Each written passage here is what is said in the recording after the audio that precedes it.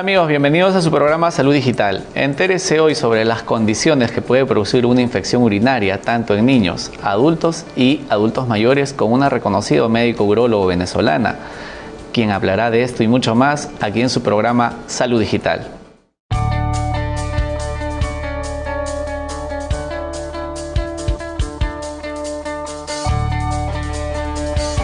Generalmente asumimos que una infección urinaria es cuando tenemos gérmenes en la vía y que estos producen infección de la orina. Okay. Implica que hay una contaminación inicialmente de esa.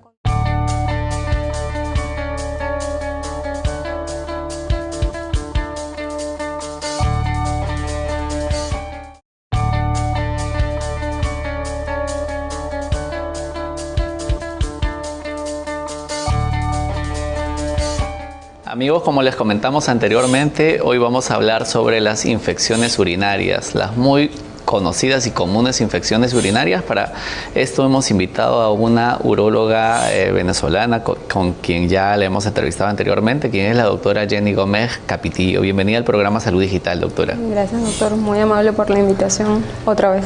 Otra vez, claro que sí. Digamos, el término de infecciones urinarias, ¿qué implica hablar de una infección urinaria?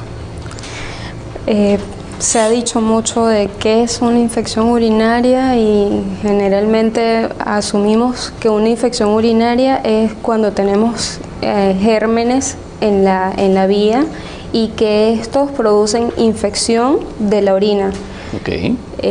Implica que hay una contaminación inicialmente. Esa contaminación produce una migración que generalmente es desde la uretra.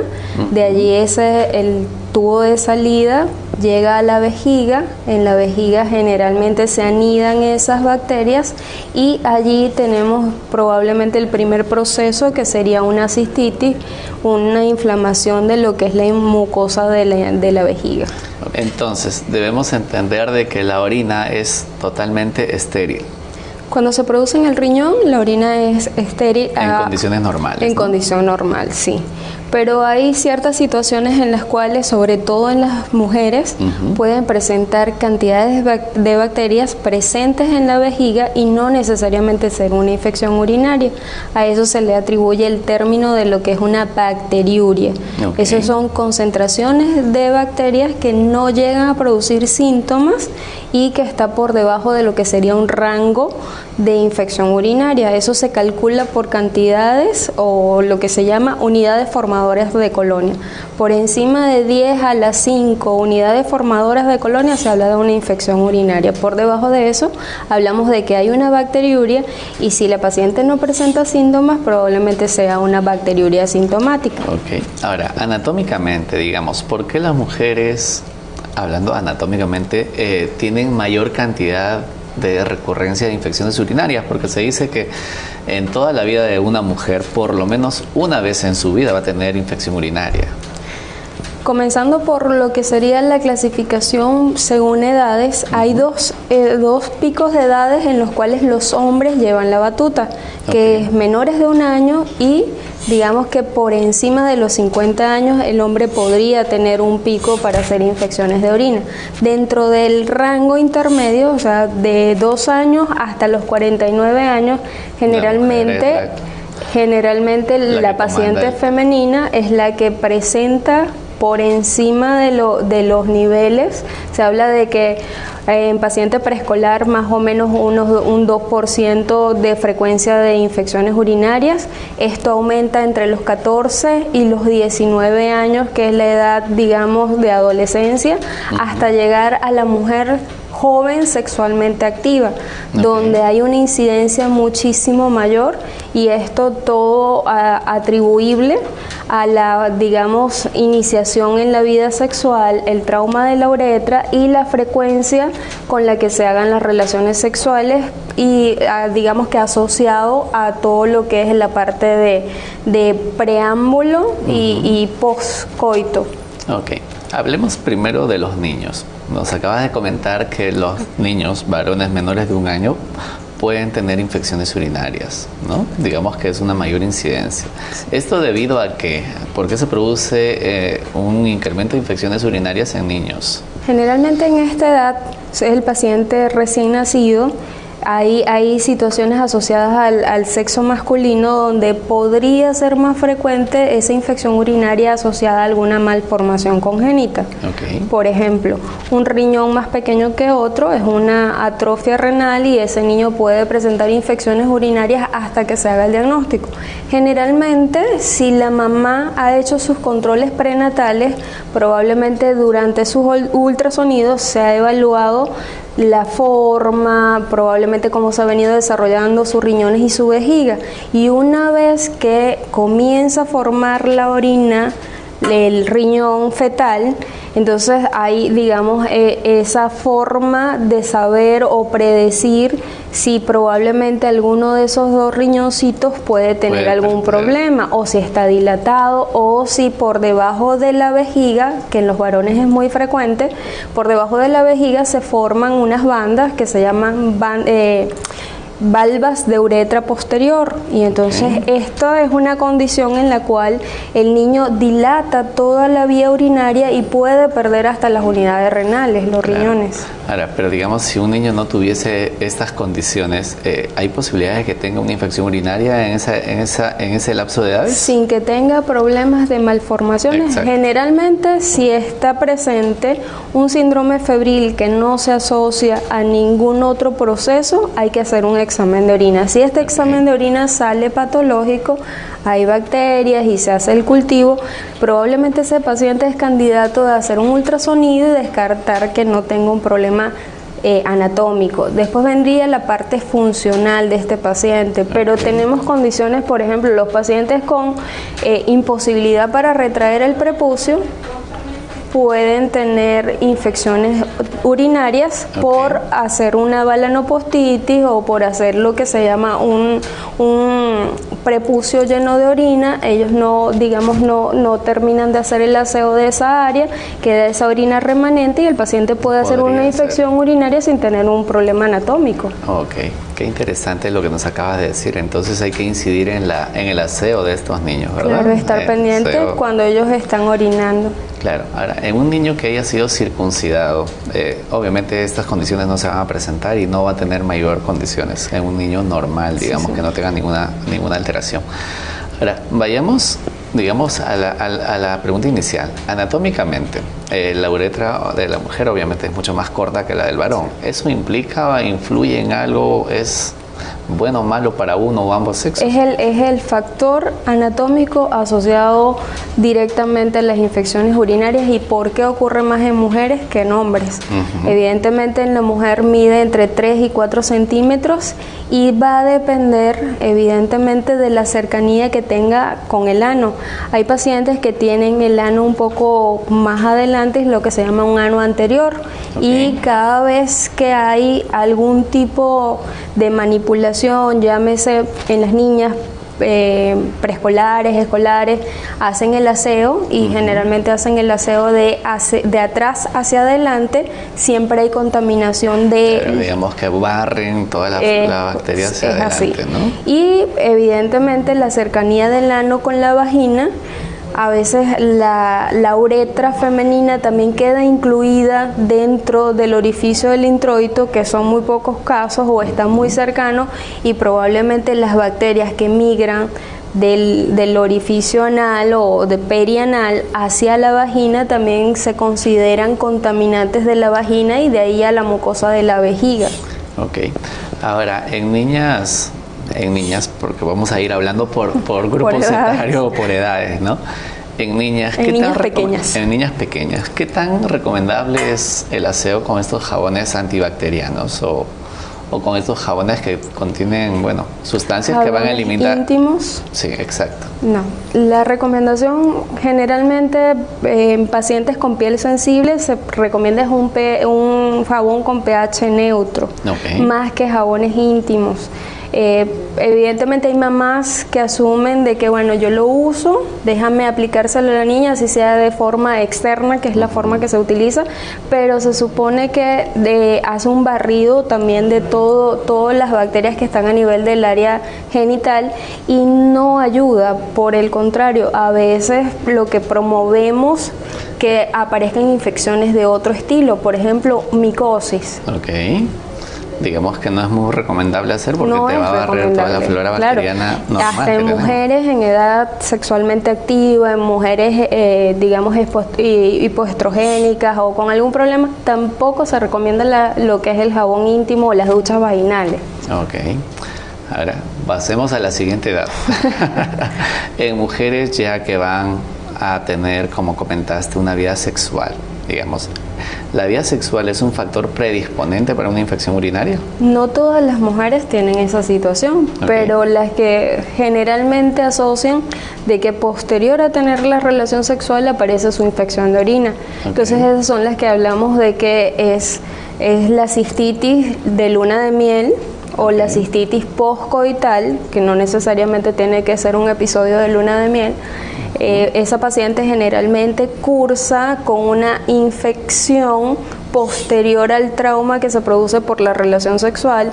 Hay migración de los gérmenes a través de la uretra que probablemente está edematizada y esa paciente ya a las 24 horas tiene una infección de orina. Con una infección urinaria. O por lo menos con los síntomas. Claro. Ahora, digamos, normalmente cuando uno tiene una infección urinaria tiene algunos síntomas, ¿verdad? Cuéntanos qué síntomas llegan a presentar. Nuevamente, vayamos por edades. Claro. Lo más frecuente es que los niños, tú los veas que van más de lo normal al baño, pero el niño también se puede quejar de ardor. Okay. Entonces tenemos como dos signos bien principales en cualquiera de las edades. Por supuesto que en los niños es mucho más evidente la frecuencia al baño, pero tienes la disuria o la sensación de ardor, que no es nada más que sentir como que quema o como que arde cuando el paciente está orinando o al final de la micción. Claro. Y la otra sensación que el paciente podría tener o llamarle la atención es que es una sensación imperiosa, hay urgencia para orinar. Para ir al baño. Y que si no llega al baño puede hasta salir la orina, tener incontinencia. Y en los niños pequeñitos obviamente debe ser la relación entre el llanto con el momento en que va a mojar el pañal, ¿no? Generalmente tú no sabes por qué llora, el paciente tiene un llanto fuerte y probablemente sea más asociado a la molestia posterior a orinar, ¿no? Claro. Bueno amigos, estamos conversando con la doctora Jenny Gómez Capitillo, quien es médico urólogo, sobre las molestias e infecciones urinarias. Ingrese a nuestro fanpage, que es Salud Digital Oficial, y también de visitar www.digitaltvperú.com, donde usted podrá ver toda nuestra programación. Para seguir hablando de este interesante tema, volvemos tras la pausa.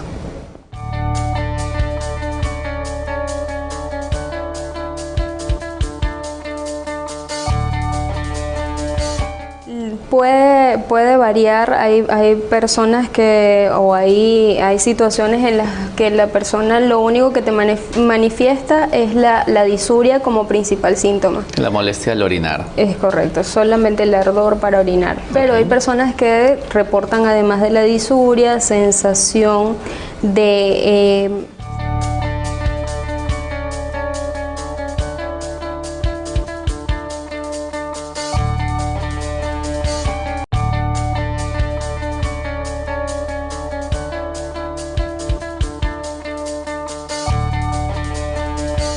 Amigos, continuamos con nuestro programa Salud Digital y estamos hablando sobre las infecciones urinarias, y habíamos comentado que también estas infecciones urinarias se pueden presentar en niños menores de 1 año siendo varones. Y hablamos sobre la relación anatómica entre el tamaño de la uretra y la frecuencia de la presentación de estas infecciones urinarias, y también que las infecciones urinarias son más frecuentes en la etapa de la vida sexualmente activa. Estábamos hablando sobre los síntomas. Un niño puede sentir simplemente un llanto, pero el síntoma más molesto es el ardor, ¿verdad? El ardor, y quizás el dolor. El niño no te va a expresar completamente a menos de que ya conozca, hablar, ¿no? claro, ya conozca parte de su cuerpo y va a tratar de focalizar el dolor. Generalmente con decir que es dolor pélvico bajo, o sea, ya debe sospechar. Colocar su manito y hacer las veces de que cuando va al baño probablemente produce molestia, dolor, claro. Ahora, los síntomas en una persona adulta, ¿cuáles son estos síntomas? Puede variar, hay personas hay situaciones en las que la persona lo único que te manifiesta es la disuria como principal síntoma. La molestia al orinar. Es correcto, solamente el ardor para orinar. Pero hay personas que reportan además de la disuria, sensación de dolor lumbar asociado o sensación de dolor pélvico. Puede estar presente la urgencia más la urgencia de incontinencia. Digamos que la mayor cantidad de frecuencias urinarias también. Claro, aumenta la cantidad de frecuencia, pero disminuye la cantidad de orina. ¿Sí? Digamos que va muchas veces, pero orina muy poco. Sí, eso se llama polaquiuria. Entonces, eso es un síndrome generalmente asociado a la urgencia que el paciente tiene y a la incapacidad de vaciar completamente.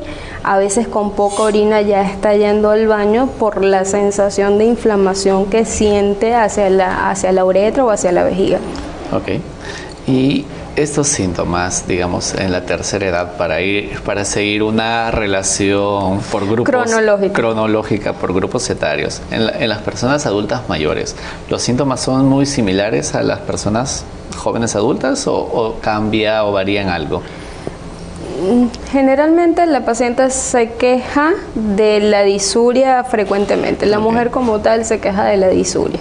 Y esta disuria lo que implica es de que el proceso comenzó a nivel de la uretra y la uretra probablemente tiene su colonización, siguió hacia la vejiga, hay proceso inflamatorio, la paciente puede presentar también sangrado con la orina, que es lo que se llama hematuria, y llegar a ser una cistitis hemorrágica, pacientes que posterior a haber aguantado las ganas de orinar por decir más de 4 horas y la paciente te refiere, no, lo único que yo hice fue aguantar las ganas de orinar, ya inició su proceso de colonización y posterior a esa la paciente comienza a orinar con sangre, una cistitis hemorrágica.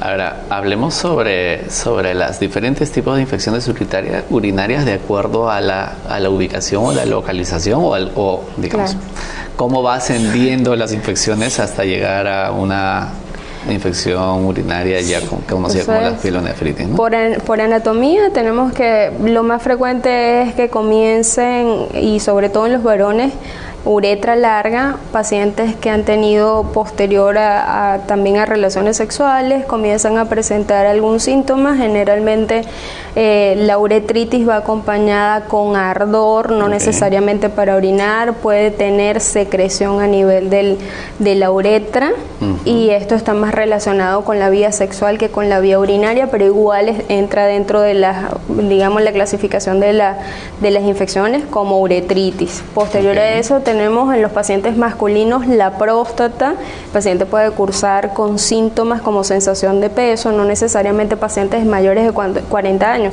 pacientes menores de 40 años que hayan tenido algún episodio o que esté relacionado con haber aguantado las ganas de orinar, haber diferido la micción, trabajar sentado mucho tiempo, por ejemplo los choferes ¿no? de transporte, y estas personas que generalmente difieren la micción y que además de eso pasan mucho tiempo sentados, estos pacientes pueden presentar síntomas de prostatitis. La prostatitis puede comportarse como síntomas inespecíficos, igual entra dentro de lo que son las infecciones urinarias del tracto bajo. La cistitis, que ya la hemos mencionado, que es inflamación a nivel de la mucosa de la vejiga, Posterior a esto, generalmente ya si el paciente tiene alguna condición o la paciente, porque es mucho más frecuente en las mujeres, que tenga alguna condición donde refluya la orina, y a veces sin refluir la orina tenemos pacientes con unas bacterias que son mucho más agresivas, se pegan hacia los ureteres y ascienden a los riñones y producen lo que es la infección del tracto superior, que es lo que llamamos una pielonefritis. El paciente en este caso va a tener fiebre elevada, pues generalmente se habla que son fiebres de 40, un dolor lumbar intenso y por supuesto hay los cambios relacionados a la micción. Claro que sí. Ahora, en estas personas, volvamos a la etapa cronológica, y en estas personas adultas mayores, una mujer posmenopáusica con deficiencia ya hormonal, donde se ven algunos casos donde la vejiga y, bueno, en general casi todo empieza a descender. ¿Esto qué podría condicionar también infecciones urinarias? Digamos, el descenso de la vejiga. Tenemos todo asociado a la parte hipoestrogénica. La parte hipoestrogénica actúa localmente sobre la vagina, disminuye el grosor de la mucosa de la vagina y con ello disminuye todo lo que tiene que ver con lubricación y además de eso los factores de protección. Los factores de protección a nivel de la vagina hemos comentado de que se produce a nivel de los lactobacilos. Los lactobacilos me van a producir un medio con un pH diferente, que siempre hemos hablado de que es un pH más ácido.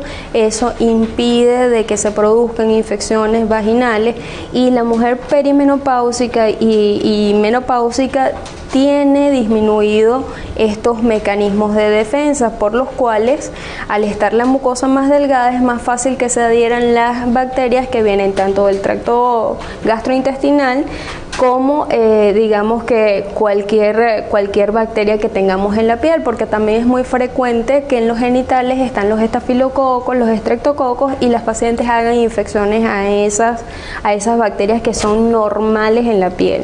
Claro, que viven normalmente ahí, ¿verdad? Cuando hablamos de que el 90% de las infecciones son a Escherichia coli, pero un 10% representa otras bacterias, es porque generalmente lo que tenemos en tubo digestivo, que son la microbiota, son gran negativos, y de esto la Escherichia coli es la que produce mayor cantidad de infecciones urinarias, ¿no? Claro. Ahora, los gérmenes patógenos que van influyendo en estas infecciones urinarias también va variando con las edades. Y va variando por patología. Yo puedo tener un paciente masculino con litiasis y ese paciente generalmente va a tener otro tipo de gérmenes. Se habla de proteus.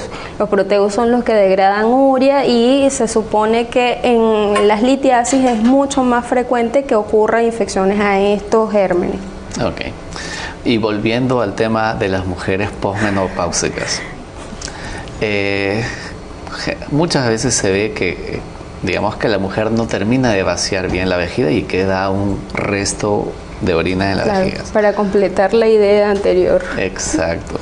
Estas también te llegan a producir porque va a ser un medio cultivo con ellas. Lo que pasa es que al estar el problema del hipoestrogenismo, se produce también una debilidad de lo que es el llamado piso pélvico.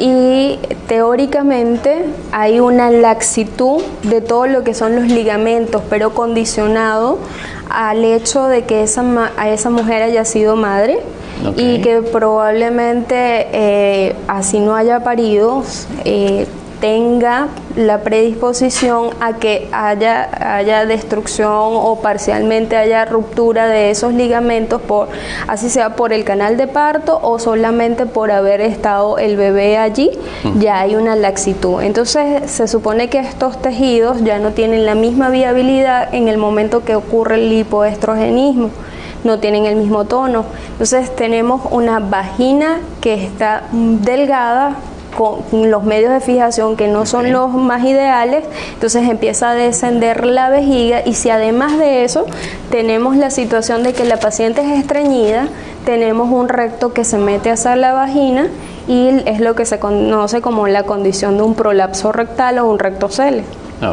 Que también va a condicionar, digamos que hay muchas condiciones. Hay varias condiciones. Le quiero dejar una pregunta antes de irnos al corte. El embarazo, condiciona una infección urinaria? Pero la respuesta es juega.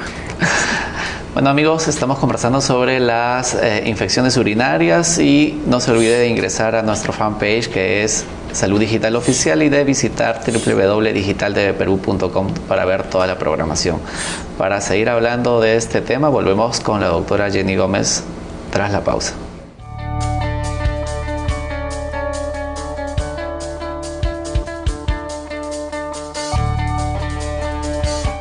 En el primer trimestre del embarazo la mujer se comporta como inmunocomprometida. Eso quiere decir que para hacer la fijación y la anidación del bebé necesita disminuir o suprimir parte de su, digamos, de su sistema inmunológico. Esta lo hace un poco más, digamos, más susceptible a que probablemente tenga.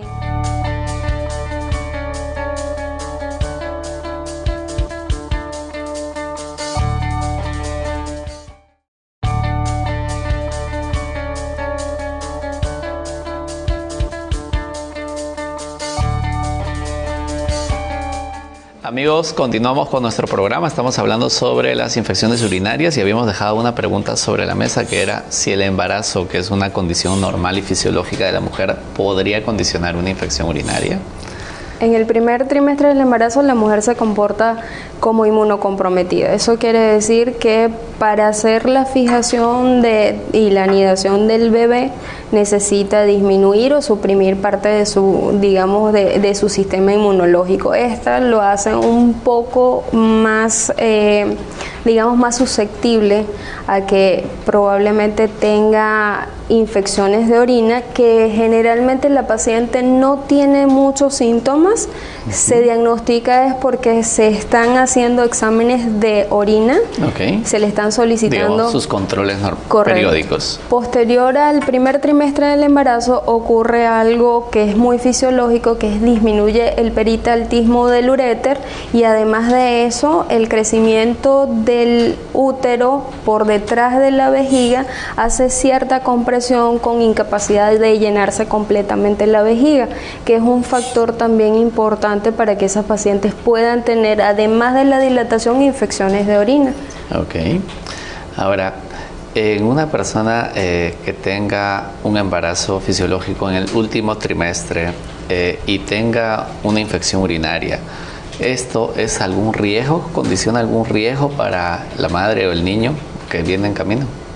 Generalmente el riesgo es que se presente un parto prematuro o comiencen las contracciones si estamos hablando del último trimestre del embarazo. Entonces el riesgo siempre es para que se adelante el parto o para que hayan esas contracciones, ¿no? En todo caso, la paciente debería tratar de mantenerse sin infecciones de orina y no solamente infecciones de orina, todo lo que tenga que ver con infecciones del tracto respiratorio que nos pueden provocar cualquier alteración de su fisiología y adelantar su trabajo de parto con esas contracciones, ¿no? Perfecto. Ahora, digamos, ¿cuáles son los métodos diagnósticos que uno tiene para poder hacer el diagnóstico de una infección urinaria? Generalmente la persona comienza por ver cambios a nivel del color de su orina y probablemente el olor de su orina. Ya cuando el paciente llega, generalmente te dice, si no tiene los síntomas bien floridos, te dice, doctor, es que me parece que la orina está más fuerte o está más concentrada. Digamos, existen parámetros para determinar el color de la orina también, ¿verdad? Digamos, el color de la orina tiene que ser medio amarillento, casi transparente, pero cuando hay una infección urinaria, ¿cómo varía esta orina? Generalmente es una orina turbia, pero nosotros podemos tener variaciones en, digamos, la calidad del color. Por ejemplo, una persona que no toma agua puede tener una orina concentrada y no necesariamente es una infección de orina. Y la que toma mucha agua, una orina mucho más clara. Es así. Entonces, una persona que toma mucha agua puede tener una orina diluida y no necesariamente es un problema del riñón que no está concentrando.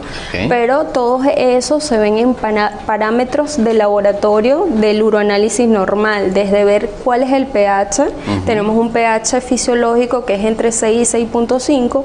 Por encima de eso se considera una orina ácida y es más susceptible para hacer infecciones de tipo micótica, por ejemplo, una infección a cándida. Cuando tenemos una infección más básica es por encima de 6.5 y se habla de que puede estar presente una bacteria que metaboliza urea, una bacteria como el Escherichia coli, funcionan en un medio básico. Ok. Ahora, digamos, los parámetros normales de un examen de orina, por lo menos para que nuestras pacientes puedan tener una referencia. ¿Hasta cuánto se considera normal dentro del análisis de orina, digamos, en el recuento de leucocitos? Comenzando por la parte de los parámetros que tienen que ver con la densidad, una densidad normal está entre 1010 y 1020. Okay. Por debajo de 1010 es una orina diluida, por encima de 1020 es una orina concentrada. Una orina generalmente se habla de amarilla. Cuando hay cambios, generalmente está reportado como una orina turbia, sí, o una orina hematúrica cuando tenemos sangre. Y muchas veces digamos que el sangrado es microscópico y no se llega a ver, digamos, macroscópicamente, ¿no? Pero aún así se reporta como una hematuria microscópica por debajo de 50 hematíes por campo. Ya se considera que está fuera de lo normal cuando está por encima de 2 a 4 hematíes por campo. Y para hacer un diagnóstico por leucocitos se considera de que es de 5, por encima de 5 leucocitos por campo en una orina centrifugada, pero en una orina simple se supone que son 20 leucocitos por campo. Ok. Ahora, digamos, generalmente tenemos problemas o muchos problemas cuando se va a tomar la muestra de la orina. Explíquenos un poco, digamos, cómo debería ser la muestra de orina que uno debe llevar al laboratorio, porque generalmente lleva una orina que está muy contaminada y que no, digamos, no te va a dar los resultados que uno quiere ver, ¿no? Claro. Importante explicarle al paciente cómo debe hacer su toma de muestra, y estamos hablando de una toma de muestra simple para un uroanálisis. Okay. El uroanálisis, el paciente debe hacer su aseo genital y la idea es que separe, en el caso de los varones, retraiga el prepucio, espere que salga a mitad de chorro o lo que se llama mitad de pierna, se coloca el envase y sin hacer contacto con los genitales se debe tomar la muestra y esa muestra debe ir directamente al laboratorio. Okay. ¿Sí? En el caso de las mujeres se recomienda hacer el aseo genital, separar los labios menores y también a mitad de pierna tomar la muestra para que sea también del chorro medio.